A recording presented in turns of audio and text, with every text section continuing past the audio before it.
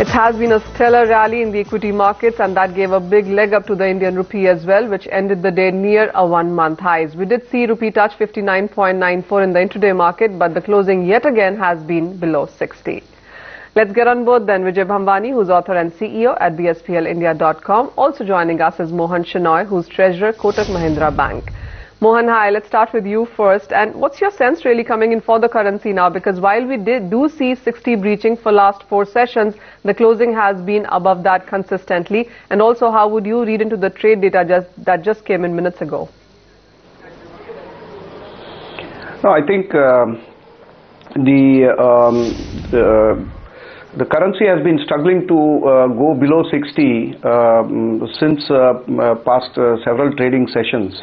60 seems to be a psychological barrier below which it is not sustaining. However, I think much is dependent on what happens on 12th and 16th. I think the exit polls and after that the election results, if there is a decisive mandate which is in line with market expectations, then I would suspect that rupee will comfortably breach 60 and go down, and it could go down to 58 levels or so, or even in an extreme bullish situation it could even go down to 57. Below that, in my view, it is not sustainable because what happens is once the dust of the election settles down, we'll have to then start staring at the fundamentals of the economy and the global situation, geopolitical situations, etc. So they will come back onto the table, and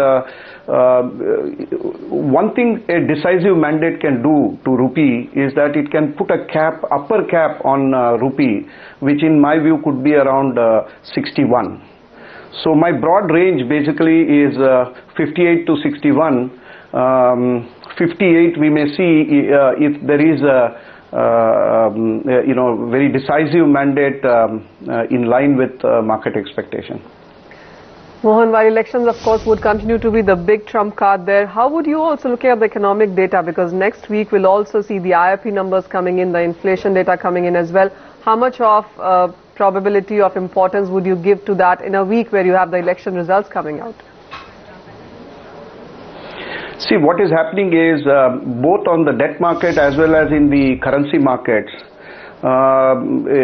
variables such as CPI, WPI, etc. are not holding too much of an importance at this stage. All eyes, in my view, are on the election and election results. The reason is that, if there are certain fiscal steps that are taken by the new government, then the consumer price index, particularly on the supply side, consumer price index can come down and come down to levels which are at comfortable levels. So this is quite possible.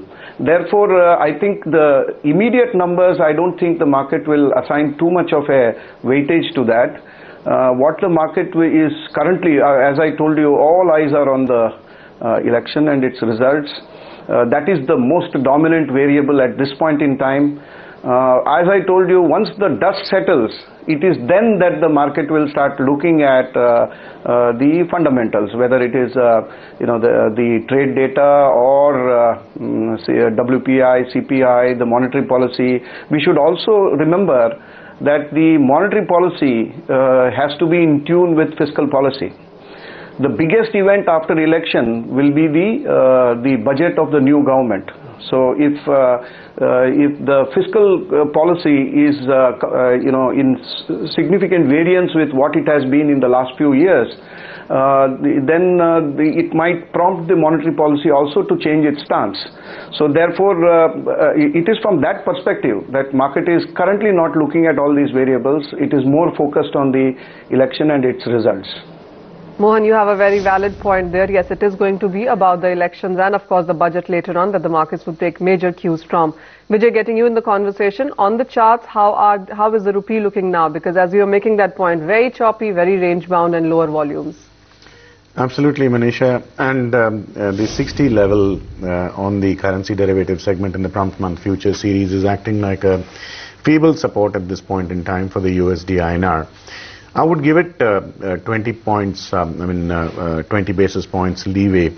That means 59.80 up to where the dollar can go down. And Monday, once the exit poll results start coming in, I think volatility will slowly but surely start spiking up.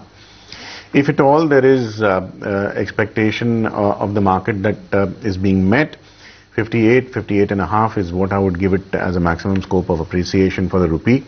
And the scope for depreciation is up to 61 and a quarter. So the range expansion is likely to begin from Monday. So far you had a 1 rupee or 1 and a quarter rupee range.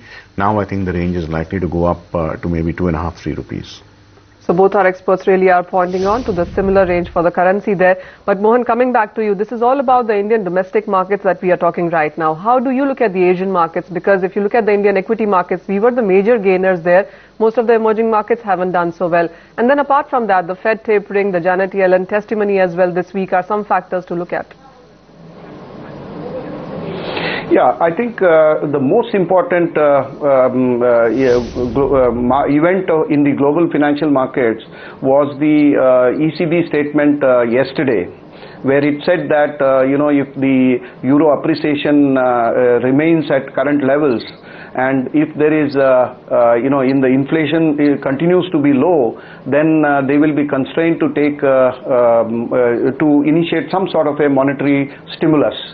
Now, I think that's an important statement, and I think if such a stimulus were to happen, then I think some of that will certainly find its way into emerging markets, and certainly into India if the election results are favorable, and thereafter if budget and the other variables are positive, then some of this liquidity can come into India as well. So basically, I think more than the taper is already in the price. So I don't see too much of a issue on that. What is more important is what ECB said yesterday, and the possibility of stimulus coming back in the Eurozone. Fair point that. Let's also listen to Michael Avery, who's head of financial markets research at Rabobank at Hong Kong, on his views and the road ahead for the Indian rupee in the wake of Indian elections outcome on May 16th. I think the outcome of the election in India is going to be critical to the near-term direction of the rupee. What the outcome of the election will be is still not 100% clear, and therefore the market is still on the sidelines. If someone can tell me in advance exactly what the Indian election outcome will be, I can tell them in advance what the currency reaction is likely to be.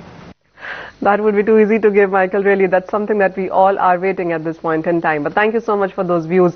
Thank you so much, Mohan, as well, for joining us with your sense on the currency markets and the fundamentals as well.